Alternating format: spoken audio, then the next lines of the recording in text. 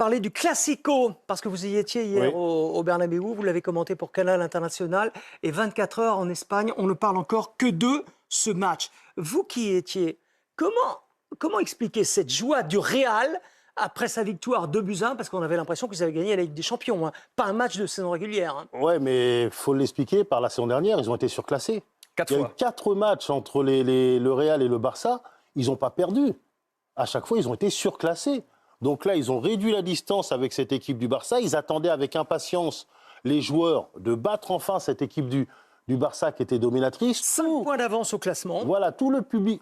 C'est anecdotique, on va dire, les 5 points. Le Barça est capable de revenir, mais sur ce match-là, le public, le président, les joueurs ont l'impression d'avoir remis un peu les pendules à l'heure. Et les absents du côté de Barcelone?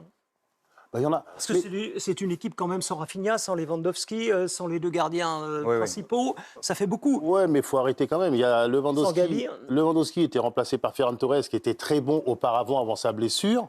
Le vrai joueur qui manque, c'est Rafinha, vous en avez parlé. Parce que pour le reste, c'est des joueurs qui jouent habituellement. Je veux dire, cette équipe du Barça, depuis la claque qu'elle a pris contre Paris, elle est un petit peu dans la difficulté. Et ce match pouvait lui permettre d'effacer un peu cette phase un petit peu moyenne où ils ont perdu contre Séville.